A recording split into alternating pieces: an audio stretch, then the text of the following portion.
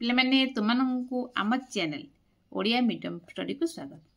आज आम चतुर्थ श्रेणी आमे आम परिवेश बहिर विज्ञान विभाग अष्टम अध्याय रही तार द्वितीय पार्ट खाद्य और पानीय जल दूषित हुए किपरि विषयर विषय भित्तिक प्रश्नर उत्तर सहित अभ्यासर उत्तर मध्य करबा। वीडियो आरंभ करने पूर्व जदि हम सब्सक्राइब करना क्या चैनल नुआ ताले संगे संगे सब्सक्राइब करने और डेन कर आरंभ कर आज खाद्य और पानीय जल दूषित हुए टिके जाणी ना विषय भित्तिक यापर आम अभ्यास को जीवा। देख ये चित्र देखुच पिला माने रास्तार किसी ठेला गाड़ी जिनस बिक्री होची माछी सब बसुचंती पिला माने किनिया पे आछंती। देख ये चित्र दर्शाई खोला माछी बसा और ठंडा खाद्य खाए उचित। ये जो ठंडा रही खाए उचित कि लिख ना कोठरे के खाद्य नाम लिखाई तुम्हें क्यों खाया पसंद कर कहीं लिख। गरम माछ भजा एटा पसंद कर हाँ एटा ठीक मारदब। बासी पान रोटी एटा ना भूल। रंधा होई बेसी समय खोला रही तरकारी एटा ना। तापर गरम रुटी एटा हाँ खाए ठीक। बासी बरा ना। तटका फल हाँ। घोड़ा होई नथिबा भात एटा हमर ना पसंद नुहे। अधा पची जाइथिबा कदली पसंद नुहे। खोला थिबा मिठाई मते पसंद नुहे। आउ क्यों सब खाद्य खाऊ तुम्हें पसंद करब ना ओ कहीं लिखि नब। खाद्य पदार्थ बासी हो गले कि बेसी दिन बाहर रहीगले पची जाए जानिच से विभिन्न प्रकार रोग जीवाणु बढ़ती। पचीगले कौन रोग जीवाणु हुंती। माछी ये सब पचासड़ा दूषित पदार्थ बसी खाए थाए। पचीगला माने माछी बस भल पाए जो पचासड़ा जिनस माछी बसे फल तादेह विभिन्न अंश रोग जीवाणु लगी जाती। से माछी आम खाद्य बसी से रोग जीवाणु छाड़ी दिए। जीवाणु गुड़िक आम खाद्य सहित देह को गले आम विभिन्न प्रकार पड़ था। देख 50टा जिनस खंकार सिंगाणी पकड़े माछी बस जाए से पुणी खाद्य बसला मैंने से जो रोग जीवाणु आसी खाद्य मिसी जाए से खाद्य को खाइले आमको रोग होता है। से माछी बसिया खाद्य खाइबा उचित नुहे। परवर्ती पृष्ठ जा बजार में बिक्री होता फल पनीपरिया आदि धूली विभिन्न रंग जीवाणु लगी रही है तेणु गुड़िक भल भाव में धोई खाइबा उचित। तुम घर विद्यालय पीवा पानी क्यों स्थान को आनी था लिख कौन स्थान आनी था लिख दो कूप आउ नलकूप। नदी जल मोटे पीब ना। कूप आउ नलकूप नलकूप अर्थ ट्यूबवेल जो कहते यही सब स्थान में पानी आ क्यों स्थान कम कौन लगे आम पानी पिंती रोषेबास करूँ चाष कम लगी था। साधारणतः आम नलकूप पाइप कूह पोखरी नदी इत्यादि पानी स्थानीय जल रूप व्यवहार करता। कौन नलकूप पाइप बाहर कूप ए पोखरी नदी आम पानी जल रूप व्यवहार करता। यही सब स्थान में पानी को अन्य कम लगे था। जो मैंने पोखरी पानी व्यवहार कर पानी अर्थ पीवाई से बहुत रोगर शिकार हुंती कारण ये जो चित्र देखुच तो कल कारखाना पानी नासना पानी जाऊँगी गाय ये गाधोची माने पहरुंट ये गाय गाधे बासन लुगापटा सब सफा हो लोक मैंने गाधों फल कौन हो गाय मैंने जो गाधों झाड़ा करेंगे पर्षा करेंगे फल पानीटा कौन हो दूषित हो नासना हो पानी पिला रोग हम। चित्र देखा जल को क्यों कम व्यवहार कर नदी जल को आम पानी जल व्यवहार करना कहीं क्यों सब उपाय नदी जल दूषित हुए चित्र देखी लिख। जो असना हवा अर्थ दूषित दूषित जहाँ असना से कौ उपर दूषित हो चित्र देखी लिखि ना। प्रथम कौन लिखा लिखिदे एक कला कारखाना दूषित जल छाड़ा द्वारा 2 गाई गोरु मनीष गाधेवा द्वारा 3 बासन लुगापटा इत्यादि सफा करने द्वारा नदी जल दूषित हो। आउ कौ स्थान नदी जल दूषित हो गाई मईसी इत्यादि गाधोइले नलिता पचाइले कौन झोट बाहर कलखाना दूषित जल नदी में मिसिले। यह सहित नाल नर्दमा पानी नदी को छाले से मन रखे पॉइंट बाय पॉइंट। मूर्ति भसा ठाकुर मूर्ति जो करा सरस्वती गणेश लक्ष्मी मूर्ति भसाइले जमी दिया रासायनिक सार वर्षा पानी बोही जाए नदी में मिसिले नदी में जीवजंतु को शव पकाइले नदी कूल मल त्याग कले अली आवर्जन पकड़े नदी जल दूषित हो पॉइंट सब मन रखिए। पोखरी जल दूषित हो देख ये पोखरी पोखरी हुड़ारे अलिया पकाइले झाड़ा फेरिले पोखरी हुड़ारे गछ लगाइले पोखरी मध्य दल और पंख अधिक हेले पोखरी गाई मईसी गाधेले पोखरी बासन माजिले लुगा सफा कले सब कौन हो पोखरी जल दूषित हो। कूह जल क्यों सब उपर दूषित हो लिख 4टा पॉइंट। प्रथम लिखिदेव कूह पाखे पाइखाना रखिले कूह पाखे अलिया जमा कले कूह पाखे नाल नर्दमा रहिले या सहित अन्य लिखिपर कूह पाखे 50टा जिनस जमा कले ये सब द्वारा आमर कूह पानी दूषित होता है। बर्तमान पढ़ा नलकूप पानी। नलकूप पानी एते दूषित नुहे, प्राय नदी पोखरी आ नाल पाइप पानी अपेक्षा विशुद्ध। विशुद्ध माने भल, नलकूप पानी भल से पानी। किंतु जदि जे पाइप फाटी जाए, नलकूप जो पाइप फाटी जाए ता भितर अलिया गोलिया माटी फाटी पशि जाए, फल पानी दूषित हो। सब परिष्कार पानी के नलकूप पानी। तो जदि नलकूप जो फाटी जाए फल कौन हम बाटे से फाट देके अपरिष्कार जल माटी तल को जाए नलकूप जल को दूषित करते। तेणु गभीर नलकूप जल सब अधिक विशुद्ध। कौड़ा सब विशुद्ध? गभीर नलकूप जल। सब विशुद्ध जल कौड़ा पाइब आम सब नलकूप पानी बा ट्यूबवेल पानी जो कहते हैं पानी सब पीवा भल। देख दूषित जल व्यवहार कले कौन हम ना पेट रोग हम, चर्म रोग हम, आउ गृहपालित पशु को विभिन्न रोग हम। तो ये जो आम जो पानी जल विशुद्ध करा किपरि सब तुम नलकूप पानी पाइबा ना किपरि विशुद्ध करवा से किसी पॉइंट देख जाना। तुम्हें पीउथुवा जल विशुद्ध कि नई पोखरी जल विशुद्ध कि नुहे जानापी आस कार्य कार्य तो कम करवा। कौन गोटे काच ग्लास किसी गोलिया जल बा नई पोखरी जो नवा कथा नियो या किसी समय स्थिर रखिदे हलचल कर ना। एपले ग्लास जल को अन्य एक ग्लास को धीरे धीरे ढाल जपरी बाली आउ कादुआ द्वितीय ग्लास को जापर ना। यापर कौन बर्तमान कह क्यों ग्लास कौन रहा गोटे गोटे ग्लास नब तामर एक सफा कना बांधा।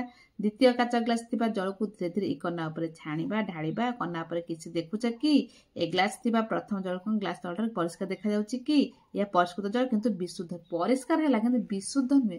तुम स्थिर कल पूरा धीरे धीरे ढाल सफा कनार जो पानी पाइला कौन परिष्कार पाइला कि विशुद्ध नुहे, जीवाणु मुक्त नुहे। जीवाणुटा खाली आगे देखा जाती ना। से कौन करवा पानी को सब जीवाणु मुक्त करने पानी को फुटेबा। कौन करवा जल को फुटाइले अधिक गरम खाली जस्ट उषुम कले हम ना, गरम कले जीवाणु मुक्त। ये मन रखे पॉइंट को जल को फुटाइले अधिक गरम कले ताहा जीवाणु मुक्त हुए।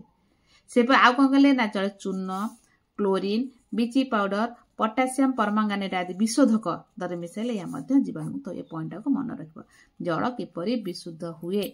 कौन कले ना फुटाइले कि चून पकाइले, क्लोरीन पकाइले, ब्लीचिंग पाउडर पकाइले, पोटासियम परमांगानेट पकाइले, ये सब कौन विशोधक द्रव्य गुड़ा सब ये पकाइले यह जीवाणु मुक्त से पकईकि से पानी पीवा उचित। जदि विशुद्ध पानी आम केमी रखा जत्न पानी को फुटाई पीवा, फुटा पानी को पात्र घोड़ाई रखा, पानी रखुता पात्र को पानी ढंकी द्वारा काढ़ा, सागे हाथ बुड़े काढ़ा ना, गोटे डंकी काढ़ा। पानी पीवा समय ग्लास मध्य हाथ बुड़ाइबा ना, पीवा ग्लास को पानी रखुता पात्र मध्य बुड़ाइबा ना, पानी रखापी पीवा परिष्कार पात्र व्यवहार करवा। ये सब कौन कले ना पानी जल व्यवहार कला बेले एत सब सावधानता अवलंबन करवा उचित। बर्तमान आम अभ्यास को जीवा। अभ्यास 1 नंबर है निम्नलिखित खाद्यगुड़ी मध्य केउडिक आम खाइबा केउडिक आम खाया उचित नुहे पाख दिया बाक्सरे लेख। आम खाइबा कोटा खाया उचित। प्रथम बासी बरा एरा खाया उचित नुहे, भूल मार देछि। घोड़ा होता गरम डाली एटा ठीक, घोड़ा होता गरम डालीटा ठीक। अधा पची जाइए कदली एटा ना। ठेला गाड़ी खोला पात्र मिठाई खोला पात्र एटा ना, भूल। गरम माछ भजा खाइबा उचित। गरम भात ठीक। धुआ हो फल खाइबा नाही। रास्ता कड़े बिक्री होता गुपचुप आपको ये भल नुहे। माछी बस्ता आलुचप भल कि माछी बस्ता ये लिखिदे तुम देखिए सुंदर कर लिखि नब। 2 नंबर कौन हुए रंधा खाद्य बेसी समय रहिले कौन हुए खट्टा हो जाए। कौन हो जाए खट्टा, एक तो खट्टा हो जाए, बासी हो जाए लिखले चलो। फल न धोई खाइले धूलिमली और रोग जीवाणु शरीर में प्रवेश करती।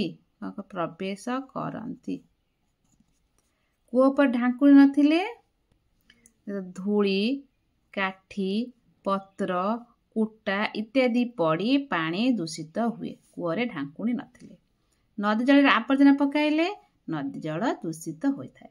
3 नंबर तुम्हें गोलिया पानी परिष्कार विशुद्ध पानी पाइबा कौन कौन कर तुम क्रम अनुसार लेख। ये 2टी गार भर लेखा। प्रथम लिखा गोटे काच ग्लास किसी गोलिया नई बा पोखरी पानी नबा। खर लेखा किसी स्थिर कर रखिदबा। तापर लिखा ताकू अनेक ग्लास रे धीरे धीरे ढाड़ा जेपरी बाली और कादुआ द्वितीय ग्लास को जीव ना। यापर बर्तमान आउ गोटे ग्लास नहीं ता मुहर एक सफा कना बांधवा। पॉइंट लिखा द्वितीय काच ग्लास जल को धीरे धीरे यही कनारे ढाड़ा କନା ଉପରେ ବାଲି ଓ କାଦୁଅ ରହିଯିବ। ଜ ଲେଖା ଏଇ ଗ୍ଲାସରେ ଥିବା ଜଳ ପ୍ରଥମ ଗ୍ଲାସଠାରୁ ପରିଷ୍କାର ଦେଖାଯିବ, କିନ୍ତୁ ଏହା ଜୀବାଣୁମୁକ୍ତ ନୁହେଁ। ଏହାକୁ ଯଦି ଜୀବାଣୁମୁକ୍ତ କରିବା ପାଇଁ ଫୁଟେଇବା କିମ୍ବା ଏଥିରେ ଚୂନ, chlorine, bleaching powder, potassium permanent ଆଦି ବିଶୋଧକ। ଜାଣିଛି ଜଳ ବିଶୋଧକ ଗୁଡ଼ିକ ନାମ ଲେଖ। ପୂର୍ବରୁ ପଢ଼େଇଥିଲି ପୂର୍ବ ପେଜରେ କହିଲେ ଚୂନ, chlorine, bleaching powder, potassium permanent. 5 number ନିମ୍ନ ଥିବା କେଉଁ କାରଣ ଗୁଡ଼ିକ ଯୋଗୁଁ ପୋଖରୀ ଜଳ ଦୂଷିତ ହୁଏ ସେଗୁଡ଼ିକ ଏଇ କୋଠରେ ଲେଖ। ଗାଈ ଗାଧେଇଲେ ଦୂଷିତ ହୁଏ, ବ୍ଲିଚିଂ ପାଉଡର ପକାଇଲେ ଦୂଷିତ ହୁଏ ନାହିଁ, ଲଳିତା ପଚାଇଲେ, ଦଳ ପଙ୍କ ସଫା କଲେ ଏଟା ଦୂଷିତ ହୁଏ ନାହିଁ, ହୁଡ଼ାରେ ଅଳିଆ ପକାଇଲେ ଦୂଷିତ ହୁଏ, ହୁଡ଼ାରେ ମଳତ୍ୟାଗ କଲେ ଦୂଷିତ ହୁଏ। 4ଟା ଲେଖି ଦଉଛି। ଲେଖି ତ ଗାଈ ଗାଧୋଇଲେ, ନଳିତା ପଚାଇଲେ, ହୁଡ଼ାରେ ଅଳିଆ ପକାଇଲେ, ହୁଡ଼ାରେ ମଳତ୍ୟାଗ କଲେ। 6 ନମ୍ବର ଚାଲିଛି ନଦୀ ଜଳ କେଉଁ ସବୁ ଉପାୟରେ ଦୂଷିତ ହୁଏ ବୋଲି ଭାବୁଛ କୋଠରେ ଲେଖ। ଯେପରି ନଦୀ ଜଳ ଦୂଷିତ ଯେପରି କଳକାରଖାନା ନିର୍ଗତ ଜିନିଷ ନଦୀରେ ମିଶିଲେ, ଏହାପରେ ଲେଖିବ ଶବ ଭସାଇଲେ, ଗାଈ ମଇଁଷି ଗାଧୋଇଲେ, ଲୁଗା ସଫା କଲେ, ଲୁଗାପଟା ସଫା କଲେ।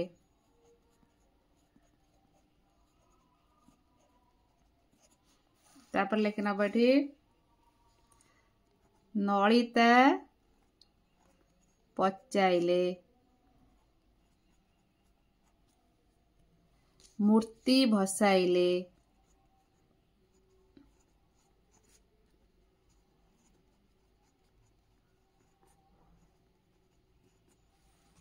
ନଦୀ ହୁଡ଼ାରେ ଝାଡ଼ା ଫେରିଲେ,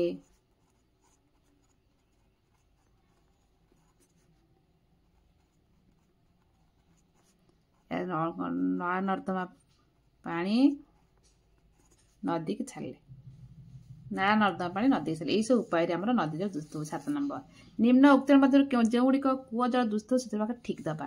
କୂଅରେ ଗଛ ପତ୍ର ପଚି ପଡ଼ି ପଚିଲା ଠିକ୍ ଦୂଷିତ ହବ। କୂଅ ମୂଳେ ନର୍ଦ୍ଦମା ଜଳ ଜମିବା ଇଏ ମଧ୍ୟ ଠିକ୍। କୂଅରେ ବ୍ଲିଚିଂ ପାଉଡର ପକାଇବା ଇଏ ବିଶୁଦ୍ଧ ହୁଏ। କୂଅ ମୂଳେ ବାସନ ମାଜିବା ଇଏ ମଧ୍ୟ ଠିକ୍। 8 ନମ୍ବର ତୁମେ କୂଅ, ପୋଖରୀ, ନଦୀ, ନଳକୂପର ଜଳ ମଧ୍ୟରୁ କେଉଁ ଜଳକୁ ପାନୀୟ ଜଳ ରୂପେ ବ୍ୟବହାର କରିବ ଓ କାହିଁକି? କୂଅ ନା ପୋଖରୀ, ନଦୀ, ନଳକୂପ? କୂଅ ପାଣି, ନଳକୂପ ଜଳକୁ ଲେଖିବ। ଆମେ ନଳକୂପ ଜଳକୁ ପାନୀୟ ଜଳ ରୂପେ ବ୍ୟବହାର କରିବା କାରଣ ନଳକୂପ ପାଣି ବିଶୁଦ୍ଧ ଓ ଜୀବାଣୁମୁକ୍ତ ଅଟେ। ପୂର୍ଣ୍ଣଚ୍ଛେଦ ରହିଛି ତୁମ ବିଦ୍ୟାଳୟର ନଳକୂପ ଜଳ ଦୂଷିତ ନ ହେବା ପାଇଁ ତୁମେ କି ପଦକ୍ଷେପ ନେବ? ପ୍ରଥମେ କ'ଣ ଲେଖିବ? ନଳକୂପର ଚାରିପଟେ ପକ୍କା ମେଜିଆ କରିବା। ପୂର୍ଣ୍ଣଚ୍ଛେଦ 2ରେ ବ୍ୟବହାର କରୁଥିବା ପାଣିକୁ ପାଇପ୍ ଦ୍ୱାରା ଦୂରରେ ଛାଡ଼ିବା, ପାଖରେ ରଖିବା ନାହିଁ। 3ରେ କରିବା ନଳକୂପ ପାଖରେ ନାଳ ନର୍ଦ୍ଦମା ରଖିବା ନାହିଁ। ଏସବୁ ଆମେ ପଦକ୍ଷେପ ନେବା। 10 ନମ୍ବର ତୁମ ସାଙ୍ଗ ରାସ୍ତାକଡ଼ରେ ବିକ୍ରି ହେଉଥିବା ଗୁପଚୁପ୍, ଚାଟ୍ ଇତ୍ୟାଦି ଖାଏ ତୁମେ ତାକୁ କି ପରାମର୍ଶ ଦେବ? ଲେଖିବା ଆମେ ତାକୁ ପରାମର୍ଶ ଦେବା ଯେ କମାଟି ଦେଇକି ରାସ୍ତା କଡ଼ରେ ବିକ୍ରି ହେଉଥିବା ଖାଦ୍ୟରେ ମାଛି ବସି ଖାଦ୍ୟକୁ ଦୂଷିତ କରିଥାଏ। ସେହି ଖାଦ୍ୟ ଖାଇଲେ ହଇଜା, କାମଳ, ଆମାଶା ଲେଖିଲେ ଚବ ଇତ୍ୟାଦି ରୋଗ ହେବ। 11 ନମ୍ବର ତୁମ ବିଦ୍ୟାଳୟରେ ଗଣେଶ ପୂଜା, ସରସ୍ୱତୀ ପୂଜା ପରେ ମୂର୍ତ୍ତିଗୁଡ଼ିକୁ କେଉଁଠାରେ ବସାଇବା ଉଚିତ? ଉତ୍ତର ଲେଖିବା ଯେ ମୂର୍ତ୍ତିଗୁଡ଼ିକୁ ମନୁଷ୍ୟ ବ୍ୟବହାର କରୁନଥିବା ଜଳାଶୟରେ, ଯେଉଁଠି ମଣିଷ ବ୍ୟବହାର କରୁନଥିବ ସେଥିରେ ଭସାଇବା ଉଚିତ। ପୂର୍ଣ୍ଣଚ୍ଛେଦ ବର୍ତ୍ତମାନ 11 ନମ୍ବର କମ୍ପ୍ଲିଟ୍। ଏହା ସହିତ ଆମର ଖାଦ୍ୟକୁ ଦୂଷିତ ହୁଏ ବିଷୟରେ ସବୁ ପ୍ରଶ୍ନ ସରିଗଲା। ଭିଡ଼ିଓଟି କିପରି ଲାଗିଲା ମୋତେ କମେଣ୍ଟ କରି ଜଣାଇବ। ଭଲ ନ ଲାଗିଲେ ମୋତେ କମେଣ୍ଟ କରି ଜଣାଇବ। ରହୁଛି ଜୟ ଜଗନ୍ନାଥ। ଏହାପରେ ଆମେ ଅସ୍ୱାସ୍ଥ୍ୟକର ପରିବେଶ ରୋଗର ଘର ବିଷୟରେ ପଢ଼ିବା। ରହୁଛି।